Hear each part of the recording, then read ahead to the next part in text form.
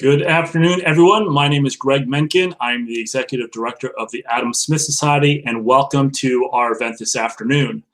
Whether we're online or someday in person, the mission of the Adam Smith Society to promote discussion around the broad societal benefits of capitalism will continue. To learn more about the Adam Smith Society, please visit us at adamsmithsociety.com. Today's event could not be more timely. The first Pfizer coronavirus vaccine was administered yesterday in the UK. It's under review here in the US, so we're pleased to be having this conversation today about how the FDA fares in its oversight of drug and vaccine development. Joining us for this conversation today are experts Richard Epstein in conversation with our own Jim Copland. They'll chat for about 30 minutes, then we'll move to audience Q&A. Please submit your questions through your control panel on the right of your screen. Please state your name and SmithSoc chapter affiliation or your city. Please note we are recording today's conversation.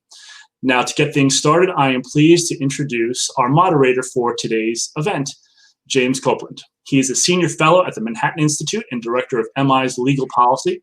His latest book, The Unelected, How an Unaccountable Elite is Governing America by Encounter Books, was released just last September. I encourage you all of you to check it out. He writes frequently and testifies. There it is. Like every good author, ready to plug the book.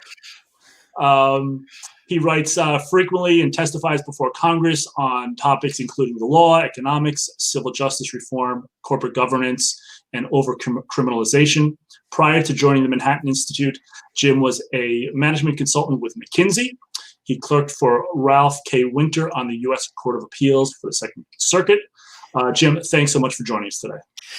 Thanks so much for having me, Greg. And at the outset, I want to acknowledge Judge Winter, who actually passed away yesterday at the age of 85, an incredible mentor and professor, a giant in the law. His seminal 1977 article on corporate federalism, no less than Frank Easterbrook, another judge, another legal giant, called it the most important corporate law article since Ronald Coase's Theory of the Firm in 1937. So remembering Judge Winter. And we have with us today another legal giant, the most cited law professor in America, at least among those who are not sitting judges or who write principally in the area of private law, and that's Richard A. Epstein, the Lawrence A. Tisch Professor of Law at New York University Law School, where he directs the Classical Liberal Institute. He's a senior lecturer, longtime faculty member at the University of Chicago Law School, and he's the Peter and Kirsten Bedford Senior Fellow with the Hoover Institution, also a longtime visiting scholar with the Manhattan Institute. Now, Richard's written a lot of books across virtually every significant area of the law, won the 2011 Bradley Prize for Outstanding Achievement.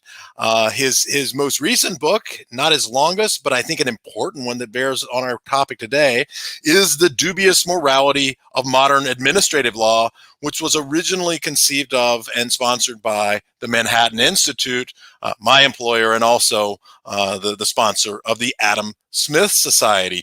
Our topic today is, of course, drugs, vaccines in the age of COVID. And my former colleague, Peter Huber, longtime senior fellow at the Manhattan Institute, himself a lawyer as well as a scientist, wrote 13 years ago, "Germs no longer need to be smarter than our scientists, just faster than our lawyers. Public authorities are ponderous, rigid, and slow. The new germs are nimble, flexible, and fast. Drug regulators are paralyzed by the knowledge that error is politically lethal." Now, we've got here today not a group of lawyers. Richard and I are affiliated with the Federalist Society, the legal group that's equivalent in some ways to the Adam Smith Society. We've got an audience mostly of business school students and business professionals. So let's just start with some of the basics, Richard. Work us through the scheme through which these ponderous public authorities operate, the Federal Food and Drug Administration that regulates pharmaceuticals, medical devices, et cetera. How does this work in the ordinary case? How do manufacturers get drugs to the market? Well, the first thing I have to do is to recover. Ralph Winter was one of my favorite teachers when I was a student at the Yale Law School, and I was not aware of the fact that he died. So it's a great loss. He was a wonderful teacher, acerbic but kind. He's the kind of person that you always look up to. But turning to our subject, the FDA has a long, complicated, and storied history. It essentially regards itself as having three missions. The first of these missions is to make sure that the drug supply is pure. And this is to deal with counterfeit and various forms of intervention. There's no real dispute about the importance of this particular function, and it's not a topic that's going to be involved here. But it's important to remember this, because if you call for the abolition of the FDA, you're going to have to figure out how you deal with that subject. Starting in 1937, in a complicated scheme, the FDA took over questions of trying to figure out whether or not drugs were safe. The word safe sounds very simple because it can be used in opposition to the word dangerous. But in fact, the reason why the difficulties in controlling this mission are so hard is that the correct question is not, is a drug safe, but is it safe enough? And the only way you can talk about that is to understand what its side effects are, which will vary across different segments of a population, and what the benefits are, and that is going to depend on how therapeutic the drug is and what substitutes are available for it. So a one-word explanation of its function devolves into an incredibly complicated procedure. Then in 1962, after the thalidomide episode, the FDA was given control over the question of whether or not drugs are effective. The safety question is much more difficult in practice to deal with because a 1 or 2% fatality rate will differ enormously. But when you're dealing with short samples and limited periods of time, it is often very difficult to get statistically significant evidence on that particular problem, which is something we're going to worry about right now with the vaccines coming out. The shortness of the test does not necessarily give you comfort about the safety of the particular situation. Effectiveness judgments, however, generally are very large, or the drug is not going to be marketed at all. So if you run a relatively small sample and it turns out you get a 2% improvement in the outcome, nobody's going to push that drug forward because the collateral risks are always greater than that. So safety is a tough issue, but effectiveness turns out to be one in which you have very wide ranges and it's easier to pick up. It's also the case that effectiveness tends to vary by subject population, which is again going to be an issue with respect to the vaccines. And what you discover in dealing with that is that there are all sorts of cuts that make things very different. So you're dealing with an elderly population, you'll get one result. If you're dealing with different ethnicities, you will often get different results. There are very profound differences in many cases about the receptivity of drugs by way of sex, because the two sexes do not necessarily respond the same way. To take COVID, for example, female immune systems tend on average to be somewhat stronger than male. And it turns out predictably that the male fatality rates with respect to COVID are 30, 40, 50% higher than they are. So what happens is, the reason why Peter Huber was so astute with respect to this is you're sealing here an incredibly complicated landscape with lots of moving parts. And the FDA is a ponderous bureaucracy. And I think it's probably, Jim, I'll take a second to explain the way in which the standard FDA model works, which is increasingly becoming ever more irrelevant today. And this is a model which organizes itself around clinical trials. Clinical trials, roughly speaking, have three parts to them. The first one, called the phase 1 trial, essentially gives large doses to small populations to see if people are going to get killed by this particular drug. And if the answer is no, then you will go on to larger trials. Stage 2 is pretty large, and stage 3 is very, very large, in an effort to figure out within a limited period of time as to whether or not the drug is safe and effective.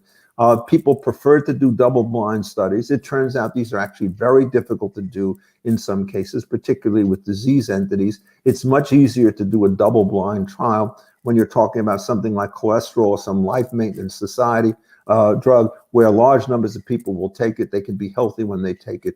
You try to run cancer trials, very difficult to normalize the two populations. Generally, it's unethical to give a placebo when there's some other treatment, so you have to compare a new treatment with an old treatment. There are lots of difficulties with this. And again, just to link it up to the COVID situation, it turns out that it's tricky to figure out how clinical trials work with that for a couple of reasons. One is, it's well established that the major drug which is now under consideration, which in my view should be allowed more frequently to be used, is something called hydroxychloroquine, HCQ. And it turns out if you use it late in the cycle, it's worthless. If you use it early in the cycle, it's good. You want to organize clinical trials. You can't organize a trial if people are going to only have a 5 to 7 day window in which they can enroll. So you have to deal for that. And in addition, it doesn't work alone. It has to be part of a 3-part package with zinc and a drug called azithromycin or some other drug. The basic model of the 3-part package is the zinc turns out to be the active agency. The erythromycin turns out to be the things that controls against inflammation and swelling, which can kill you in other ways. And the HCQ is the messenger, which gets you inside the cell so that the stuff can do its particular work. Clinical trials do not work particularly well with combination drugs or in any of these other circumstances. So the question that is generally given as a major challenge to the FDA is, do you want to use this as the sole model? The attacks on Anthony Fauci, which have been very strong inside the medical profession, all stem from a single proposition, namely that he thinks that the only way to validate a drug is through a double-blind clinical study. And it turns out that you wait much too long for those kinds of results. The better model is, does a drug give you an improved expected value relative to the alternative situation? If it does, then you use it until something better comes along. And the other thing is that post-use, post-release use of a drug gives you lots of information that takes place over a long period of time, over a very large population of users, which essentially, if you understand the database, is more reliable than you could ever get out of a short-term clinical trial. So you're going to use vaccines with hundreds of millions of people, and the trials are going to be with 50, 30, 20,000 people. You're going to learn more from the first month of its use than you can learn through its trial. And what Peter Huber said still applies today, namely that you have to be extremely nimble on your feet because you have to continue to fine-tune dosages, eligibility requirements, warnings, and so forth as this new information comes along. So I think that's probably enough, Jim, for the first round of this. It's certainly a good overview, I think. So let's talk a little bit about the cost of this system, because normally we think of cost just sort of the financial cost, and we see estimates. I mean, the Manhattan Institute's been looking at this a long time. We used to have something called Project FDA, trying to figure out ways to reform the system, and the cost numbers tend to be in the billions for developing these new drugs. But those economic costs aren't the only costs, right? I mean, we've got costs. Like time is money, particularly when you're talking about public health, right? Yeah. So how do we view those costs? Well, I mean, look, the first thing about this is when you say it's only money, it's a lot of money. To give you an idea of how important this is, there's a man named Bud Relman who was now deceased, was the editor-in-chief of the New England Journal of Medicine and a fellow in social medicine. In a criticism of a book that I wrote, which I will now shamelessly plug, called Overdose, he said that when you're dealing with corporations, the time value of money doesn't matter because only people count and corporations don't count. Well, I mean, you managed to upend commercial accounting and business accounting with revolutionary implications. And that's the danger of having doctors trying to testify about the financial issues. But so those things are very serious. And as the process gets longer, it turns out these costs become greater and the likelihood that a drug will flunk out become larger. Why do the processes get longer? I think it's worth asking before we talk about the other implications. Well, the first thing is that the standard of proof that seems to be required in many cases is getting higher and higher. And so people become more risk averse. And the explanation commonly given is that the FDA gets all the blame for drugs that fail, and it gets no blame for drugs that aren't used, even if they would succeed. So delayed entry with a drug, say, like Erbitux, is not going to give rise to that problem. The other reason is more technical and more valid, is that if you just give a general double-blind test and you don't do it on particular subgroups, you're going to omit important parts of variation. So male, female, young, old, ethnicities, and so forth. But there's a very high price you pay for this, which is that the moment you start to segment it, you need larger ends to get the thing to work, and it's going to take a longer time to do it. In addition, it also turns out that if you have multiple drugs that are in development to deal with a single condition, there's a limited pool of people who have certain kinds of carcinomas or cancers, and now you're going to have these rival companies competing with one another. What happens is then people start to go overseas to try to do the trials there, but the span of control becomes much more difficult in the way in which things work. So the business side on a trial like this is very difficult. The other thing, of course, that you're referring to, which I think is absolutely your right to stress, is that every time you wait, if there's a good drug, it turns out there's going to be somebody who could have been spared, who is no longer going to be spared. There's an organization known as Abigail's Alliance, which was put together by the farmer of Abigail Burroughs. She wanted to get an exemption from the FDA rules to take a drug, Erbitux, which was later put on the market. Everybody fought her. Pfizer was worried about the liabilities. The FDA was worried about breaking down its clinical protocols. And the drug finally arrived the morning she died. And so you start seeing things like that, and you realize, well, now this drug is off the market for 10 years because of the delay. Could you have done better? And one of the things about Abigail's alliance is it sets up a private judgment system in competition with the public judgment system.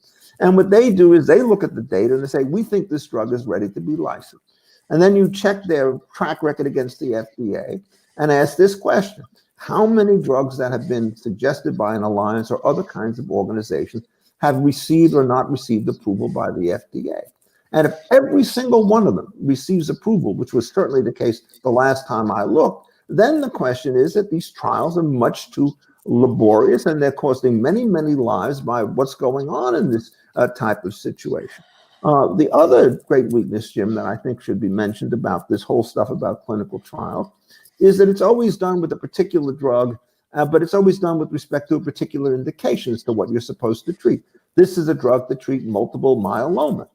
Then somebody uses it and say, well, it seems to work for this other kind of cancer or with this, with asthma, who knows what.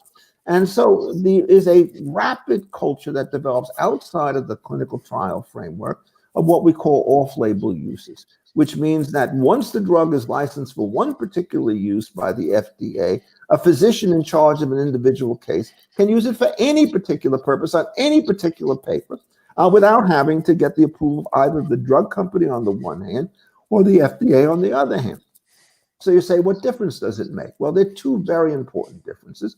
One is like with Erbitux, if you don't get the first use on, you can't have any off-label use. So every time you hold back a new drug, you're delaying the secondary market that starts to develop. And then the FDA has taken, although it's been rebutted in several times, a position to the effect as follows.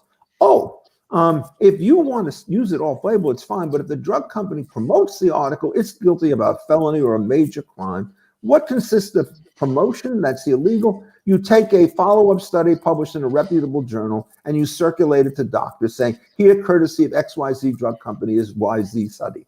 And it turns out that may be illegal, although lately there have been First Amendment freedom of speech challenges on that. And if you start looking at the FDA's defense of its position for keeping truthful information off the marketplace, it turns out it's bizarre.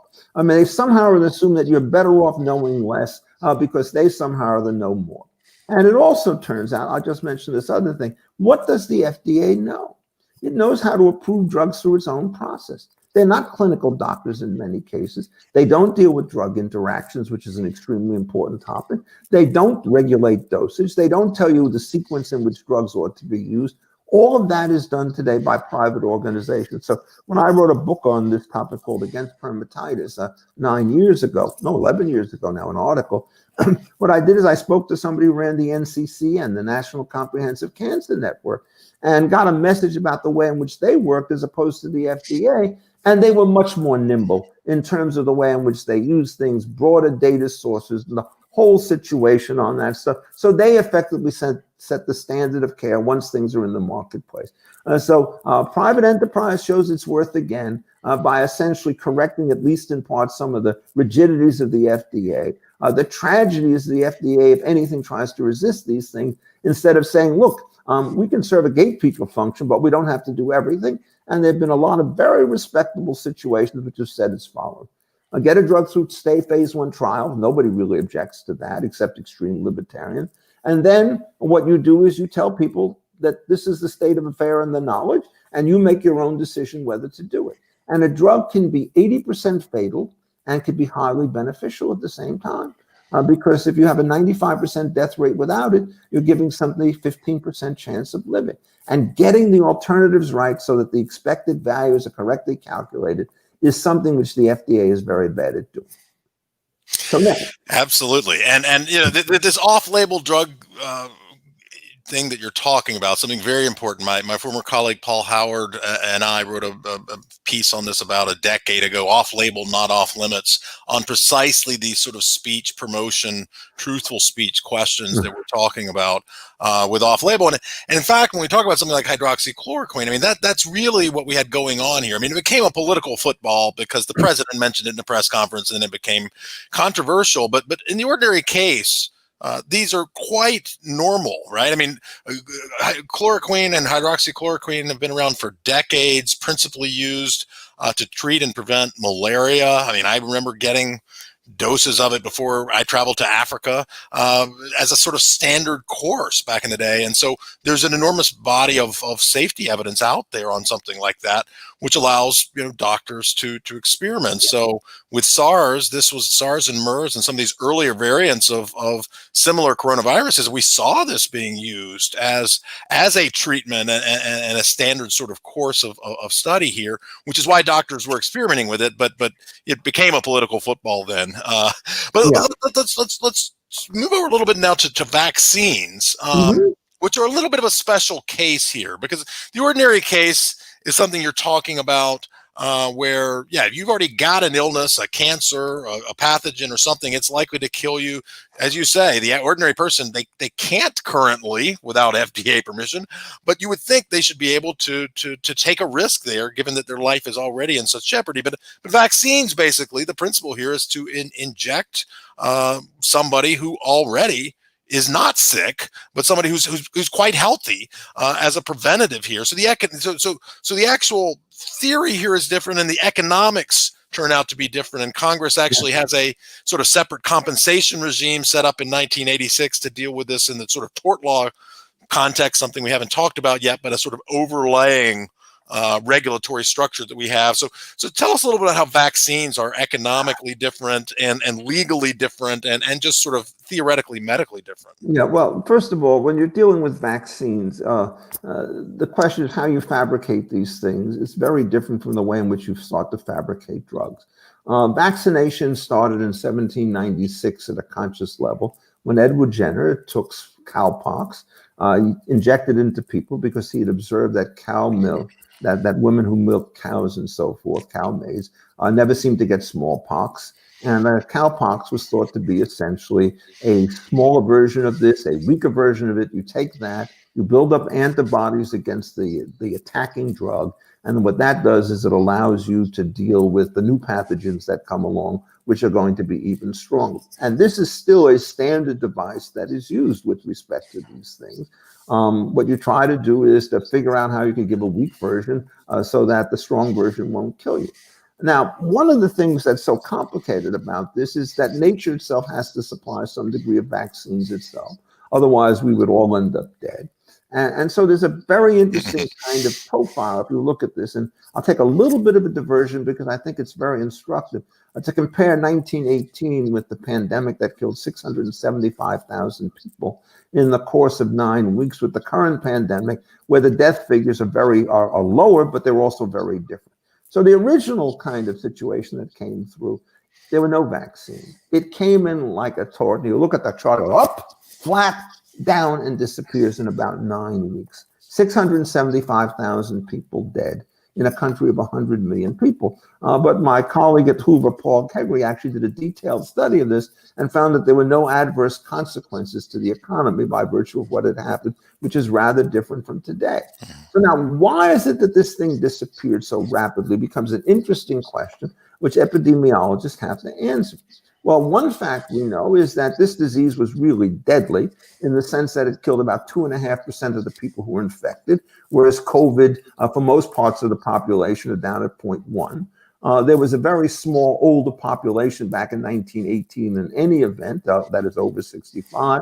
And the bulk of the people who died from this thing were either small infants on the one hand or people in the prime of life, roughly speaking, between about 25 and 40. So what killed them in many cases was pneumonia, which resulted from something known as a cytokine rush, which is your body is strong enough to realize that it sends the fluids to essentially get the thing, and you over-respond to it. And one of the things about the cocktail package with HCQ is that the azithromycin is designed, at least in people who have a strong response like this, to try to control that stuff. And you then say, well, that means you got about 22 million people who got this thing that we know of, and the thing stopped. Herd immunity, one of the fashionable words of the day, says nothing takes effect unless it's a situation in which you're going to have 55, 60, 70% of the population, and you're 40% short. And there's no other artificial thing moving in there. So what's going on? My guess, I'm not an epidemiologist, but I do know something about game theory, which is what's being involved in this issue, is that there were not only people who were symptomatic, but there were asymptomatic people. And that those asymptomatic people got the thing, so that increases the number. If asymptomatic passes on to somebody else, chances are it will also be asymptomatic, but it's complicated because there is something known today as a super spreader. They seem to think that there are a very small fraction of asymptomatic people who can spread the virus with sufficient toxicity to kill others. So what's going on? The key thing to understand about virus, which helps explain why vaccines are very difficult to manage, is there's no such thing as the virus. All viruses have different strains. The strains have different intensities. There's genetic drift as you start to infect different populations with different kinds of viruses. The 1918 endemic began with a mutation. There have already been reported mutations in Spain most recently and earlier on, so that you're not shooting at a single target. And this makes vaccination more difficult because if the vaccine is specific to a particular structure of the virus, it may well be that a change of a single molecule will render this stuff bad. And this is common in biology, where essentially specificity is the most dominant mode of trying to figure out what you're doing. And if you change just one atom, you're changing everything. That's why drugs essentially are extremely specific. Because if you take a chlorine off and you put a bromine in, it could either kill you or have no effect. And so therefore, when you get something that works, you can change the drug when it has problems. You have to give warnings because it's the only way in which you could do business. So it may well be that asymptomatic spreading has the following profile. 98% of the people who spread do wonders. 2% of the people who spread kill people. And so the question is, how do you respond to that stuff?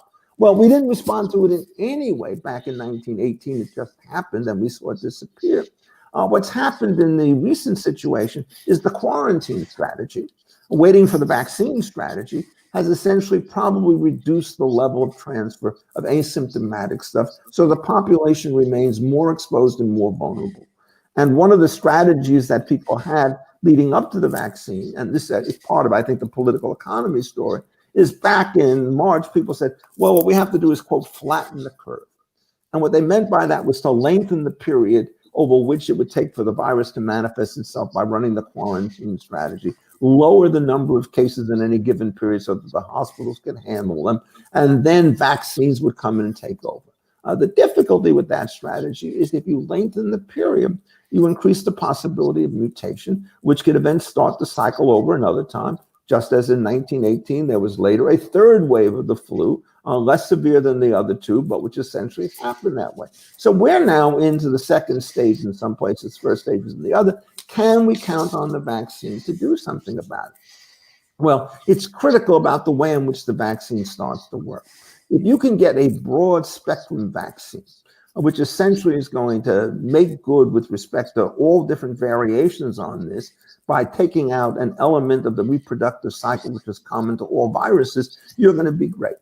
But if you target it to this one, it's not going to be so easy. So when you work with ordinary flu vaccines, what one knows is that you prepare a vaccine. You can't run it through clinical trials because you don't even know what the bug is going to look like. You put it out there. And in some years, it's 30% effective. In some years, it's 80% effective. If you look at the death rates from the ordinary flu, Jim, some years it's like 100,000 people. Other years, it's like 40,000 people. And these are not pure deaths. Some of them are comorbidity deaths like they are today. But it's a complete tapestry. So you have to do that. Then with vaccines, of course, these are potent. And the more potent they are, the more effective they are. The more potent they are, the more deadly the side effects. So you're constantly trying to trade this stuff off. And, you know, we started with the celebration of the Pfizer vaccine in England yesterday. And today they report 2 cases of severe allergic reaction. Does that mean you stop it? Probably not. Well, what do you then do? You start tweaking this thing But you're trying to administer 100,000 shots a day, and you're doing this on the strength of 3 days information and so forth. So vaccines present all of these kinds of problems. And what they then do is they present, let me just mention some of the problems. There's the liability problem. Jim mentioned the fact that in 1986, we passed the National Vaccine Act on this compensation subject. The person you mentioned earlier who had a lot to do with this was our good friend Peter Huber, who's not been well, but he's a great man.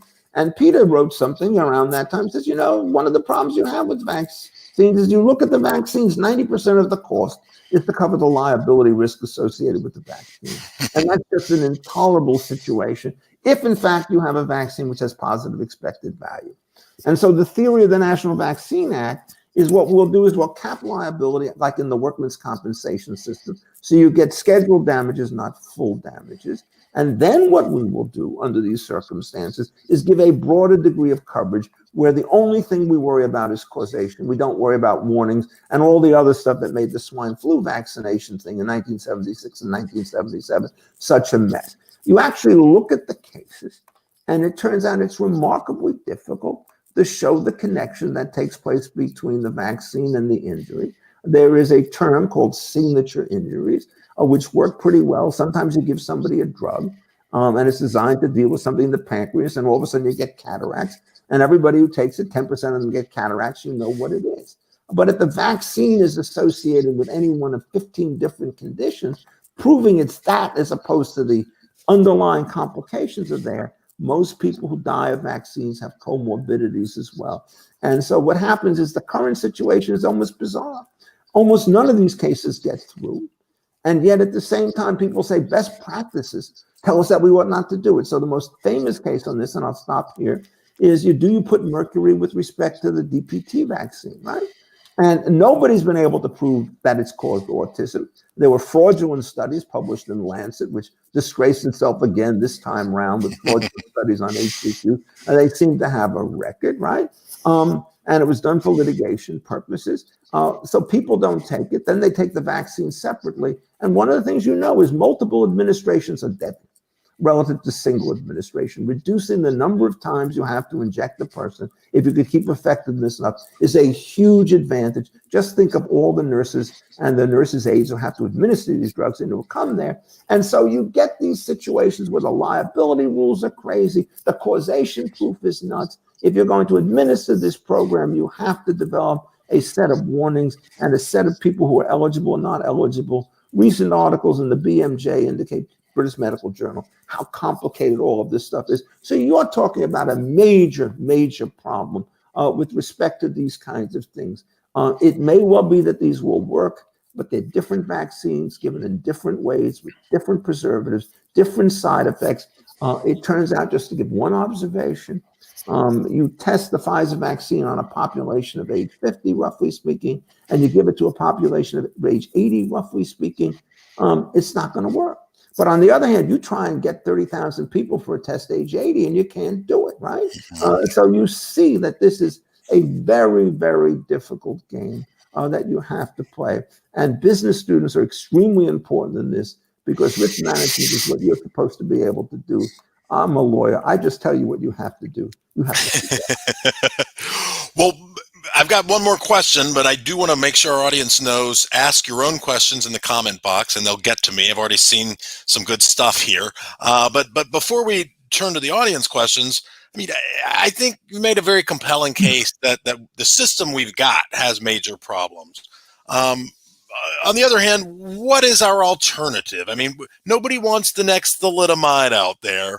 And how does this COVID response that we've just gone through inform through the lessons we've learned, how we might reform the process we've got? So what do we do instead? What would be the Epstein rule for how to regulate this sector of the world? Okay, well, the first thing is you want to remove, particularly with diseases that rapidly evolve, the standard that the double-blind clinical trial is a prerequisite for getting things through.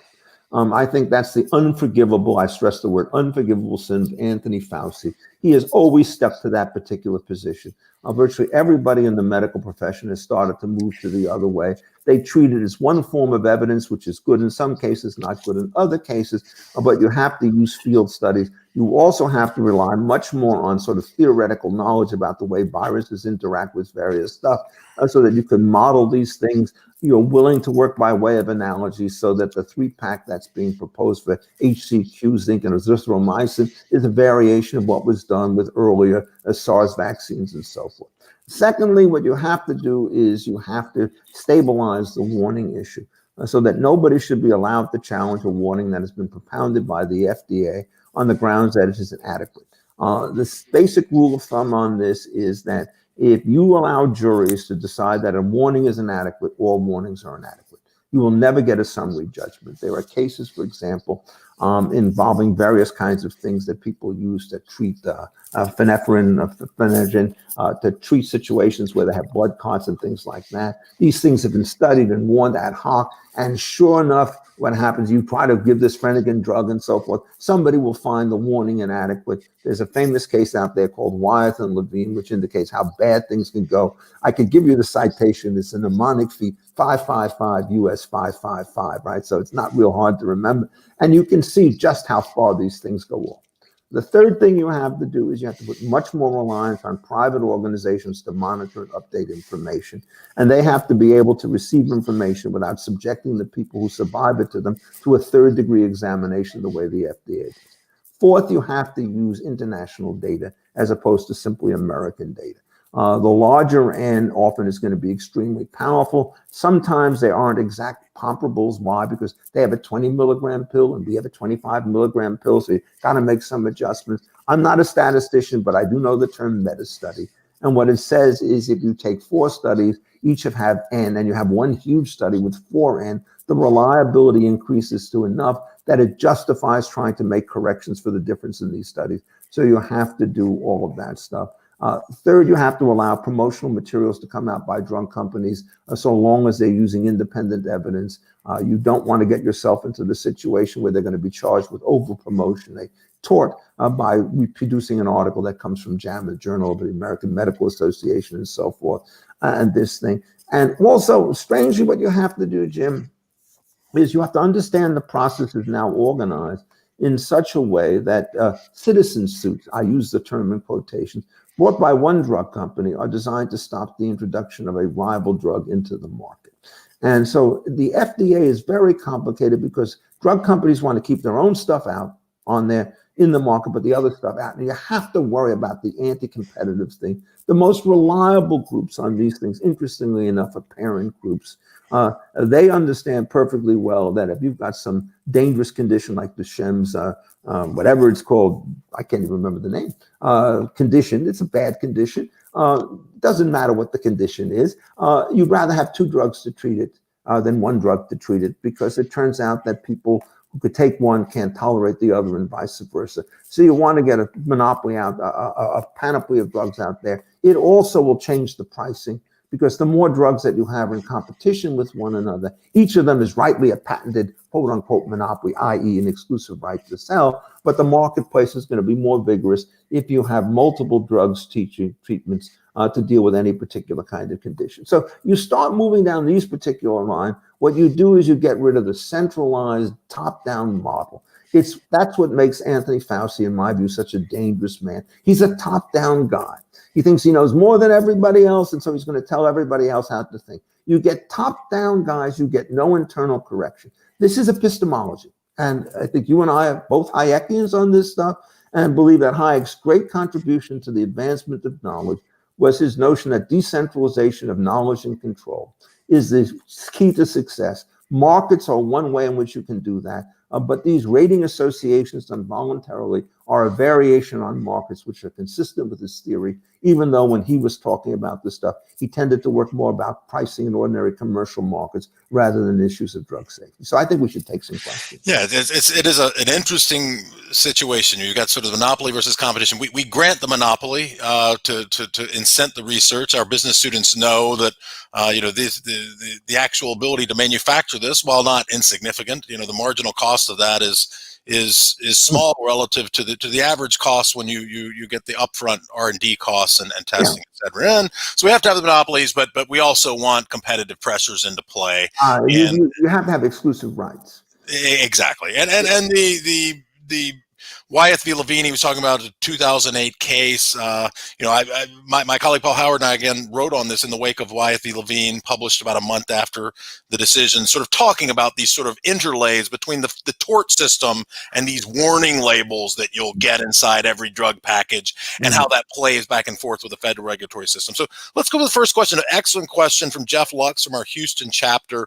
He's talking about so-called challenge trials or human challenge trials. This is where you deliberately infect a patient with the virus after getting the dose of the vaccine, something various people, more libertarian-oriented economists, Alex Tabarrok and others have been saying, oh, maybe we should do human challenge trials to accelerate the vaccine testing. Because the problem with vaccine testing, something like COVID, is you sort of got to wait for enough people to get sick to really be able to have a good sample in the population. Whereas if you were able to allow people to voluntarily sign up for this and get infected with the drug, you could speed up the approval process. What's your thought here?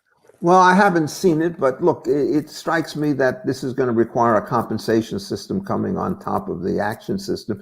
And I regard that as a detail. That is, if you're going to be able to save 1,000 lives by giving 100 people these tests and one of them gets sick, what you want to do is to give a front end fee to get everybody to induce, and then you want to give them a big fat life insurance policy at the back of this thing to work. This is very similar, for example, to kidney transplantation, where one of the ways that you induce people to give a kidney is to pay for it, and then to also give the donor a life insurance policy in the event, basically a very small chance, say 3 in 10,000, that there's a fatal consequence associated with it. So I'm not against all that, but there is a problem. Suppose, again, the only people who come forward for these trials are all 23 years and healthy. And what you're worried about is people on the other end. You're going to have the same sample control problem dealing with this as you had to deal with the Pfizer vaccine and so forth. You have to have the numbers. That's the first problem. The second problem is you're never quite sure that the thing you're going to test is going to be the thing that you need down the road because of the risk of drift and mutation. These are serious problems. What happens is if you have a virus and it turns out it spreads very rapidly, it will intensify because the really serious stuff will get to somebody else before it kills the host. If you can slow down the rate of interaction, what happens is the people with the most severe things will tend to die off relatively more frequently, and so the virus will start to attenuate. That happened with syphilis, it happens with AIDS. There's a big question as to how long it takes for these effects to take place, but I think the better evidence is it takes place within a shorter period of time. But if you're talking 2 years is a short period of time, 2 years is an eternity of time when you're starting to deal with this. But we already have evidence, for example, that if you look at the situation today, putting aside the complication of comorbidities, what you see is a vastly larger population of people who are infected, but the death rate is still below on a frequency basis than it was accurately if you calculated it for March and April, when this thing hit unexpectedly with a vengeance, was transmitted very rapidly, compounded by the governor's decision in New York and several other states to take infected people and to put them back into nursing homes. So it spread it even more rapidly than otherwise be. Today, there's more attenuation, but again, this is not a nationally uniform market. There can be hotspots where the thing is mutated. Things mutate in silence because they can spread very rapidly by geometric multiplication before they become public. Then you get the reaction to them. So we have such a complicated system now that I'm not so sure that we could, even if we wanted to, replicate the rapid demise of the 1918 situation. I'm not against these trials, but again, I warn you that panaceas are very hard to come by, and this is not a panacea. Absolutely. No panaceas. And yes, again, ponderously slow at authorities, as Peter Huber said, very, very fast germs. Another question from Matthew Mon from our Boston professional chapter. If you know anything about the 21st Century Cures Act in general, the sort of fast track status granted to many drugs, and is your view here? I mean, what's your view here? I mean, on one hand, the questioner points out this could be a distortionary process. The government's arguably picking winners and losers, but is this a necessary expedient for an unmet need? Well, what happens is this is the second best solution. If I'm correct that the first best solution is that once you pass phase 1 trial, and what you do is you put out appropriate warnings as to where you stand, and then let professional organizations and individuals decide, or physicians decide what to do. You're not going to need the Cures Act because it's clearly the second and third stage trials that have it. And what has happened, for example, is the benchmark, that is the Hatch-Waxman Act, which was designed to make sure that your patents didn't run out while you were in FDA proceedings, gave you 5 years that worked just fine in 1984, but don't work fine today. It takes another 3 or 4 years. And the Cures Act is essentially an effort, or these statutes are designed to speed this process up. The danger you have is this going to contaminate the FDA, because it turns out that the company is going to basically pay money to get the test, and the FDA is desperate for money so that it will do it. Well, the answer is it's a risk. I think the empirical studies have suggested not. And the reason why you have to have some confidence in that are twofold. One is these companies still face liability issues. And the fastest way to go to bankruptcy in a product liability regime is to conceal relevant information from a regulator. They issue inadequate warnings. Somebody gets killed because of the concealment and the bad warning. That's a very easy lawsuit to win. And there's no recourse against the government, which would be protected by sovereign immunity. So trying to do that stuff is dangerous. And secondly, we now have enough experience with retrospective studies that it turns out if you look at things that are expedited as drugs as opposed to those which are not, what you generally discover is that the expedited drugs seem to have about the same profile with respect to risk and side effects as the ones that are not expedited. So I think, in effect, that the institutional safeguards there probably are able to hold, and we would count this as a modest virtue. But again, it's a matter of perspective. If you were to try and say, oh, we could get a vaccine out in a year, that would be record time for a drug. And in the interim, you could lose 100,000 lives. So it's just not enough to do that. One has to do is to fundamentally reorient yourself to thinking that, look, you're not trying to reduce type 1 error, that the possibility of a drug going into market is going to kill somebody. You're trying to reduce the sum of type 1 and type 2 errors. And you're every bit as concerned about the drugs that do help that aren't on the market. And again, I go back to HCQ. If that drug we used and you compared it to foreign situations, the death toll in the United States, by best estimates, would be half of what it is. And so when you see one man managing to hold this thing up because he has the wrong paradigm, you don't promote him as Mr. Biden does. You simply chastise him for being a thoroughly obstructionist on these kinds of issues, a point on which I feel very passionate about. So I think all in all, you have to really strip down the process and start over again. Maximization of net expected value is the appropriate test, not the minimization of adverse effects. So to give you HCQ, the estimate of cardiac effects are less than 1 in 10,000. The number of people who die when they get into hospital because all the stuff there doesn't do much good, 10 to 15%, depending on age, location, treatment, and so forth. We do a lot worse than Bangladesh, a lot worse than Nigeria, a lot worse than India, and all of these things conditional upon getting sick because they're HCQ companies and we're not. We have no drug, by the way, treatment whatsoever in the United States for COVID that is recommended before hospitalization. That's the CDC's official position. Got a question about off-label drugs from one of our students at Kellogg in Northwestern there in Chicago, Miranda Chang. The question here is, should we cover the off-label prescriptions? I mean, generally insurance companies do cover these, right? I mean, yeah. we get it's a major area of litigation you and I follow, that the states and the state AGs will farm out to private lawyers these lawsuits for off-label drug promotion for these things that they would never yank coverage under Medicaid for, these various drugs that are used off-label. They would never say people can't get them, but they want to basically get cash out of these companies. Any problem from your view for insurance companies to cover off-label drug use? I would assume the answer is no. opposite. It's the opposite. If they don't cover it, they're basically in breach of their duties of defense and to cover it. To put it another way, it's if you actually have an off-label use that is recommended by trade association and falls into common practice, the fact that the FDA has not sanctioned it and even held against it is irrelevant. You are guilty of medical malpractice under current law if you don't follow the best available kind of technology. That tells you how retrograde the FDA turns out to be. Because you try to change an official warning, you have to go through these huge kinds of processes to do so.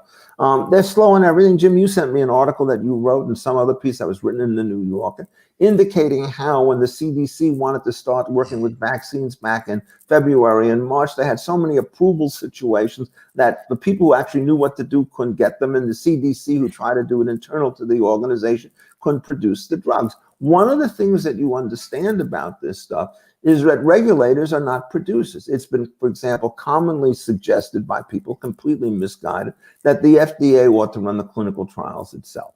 Well, that means what you have to do is to take the drug budget for the FDA and add in $1 billion for every major new therapeutic that you want to have, and then have it administered by a bunch of rank amateurs who don't care whether it fails or whether it succeeds.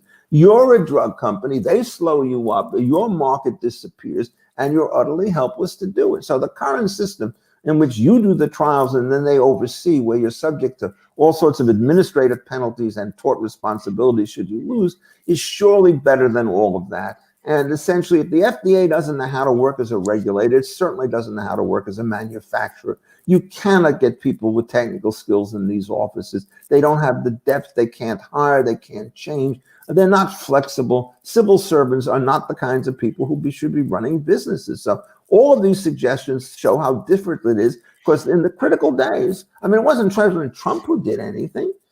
He had nothing to do with this. This was all done inside the various kinds of agencies.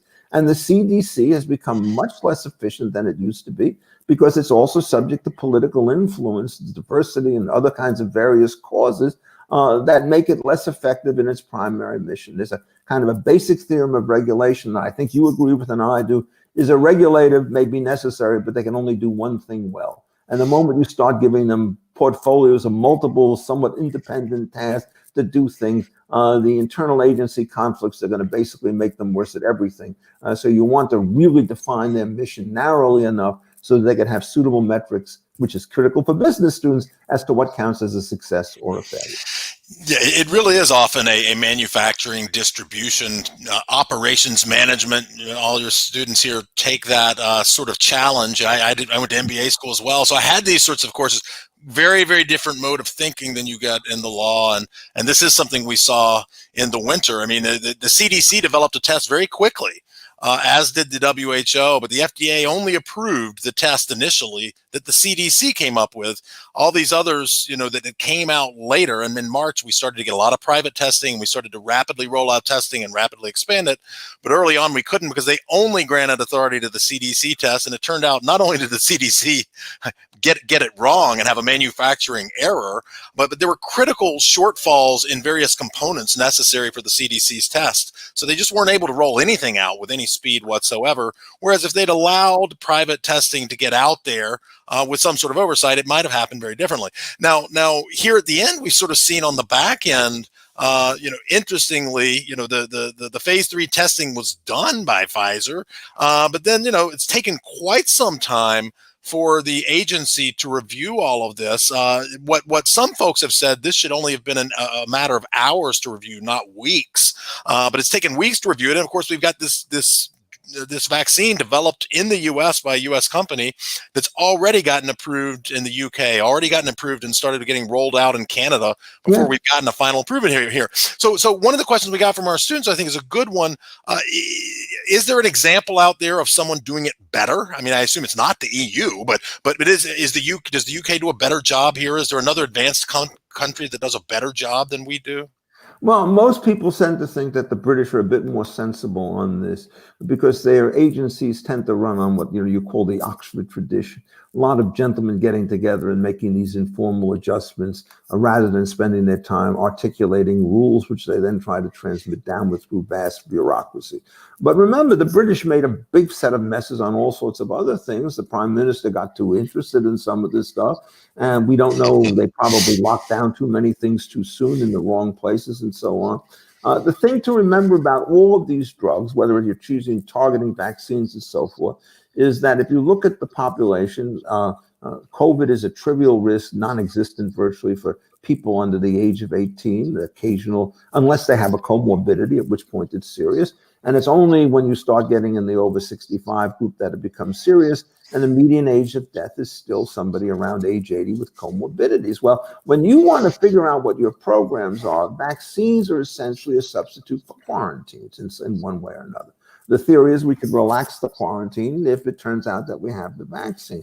But it turns out if the vaccine is 60% effective, as it may well be, are you then going to relax the quarantine? And if so, how much and by whom? The problem here that we have is, in some sense, one of the great virtues, it's a federalism issue. Federalism tends to diffuse authority. And to the extent that you have one state in competition with another, it's terrific.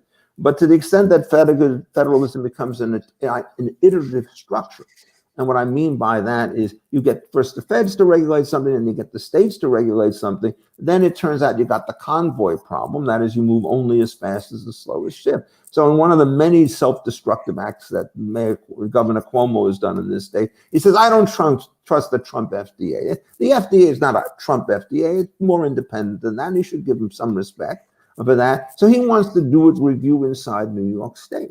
Well, how long is that going to take, and who are the people going to do it? And do you have any confidence that they know more than the guys on the first level?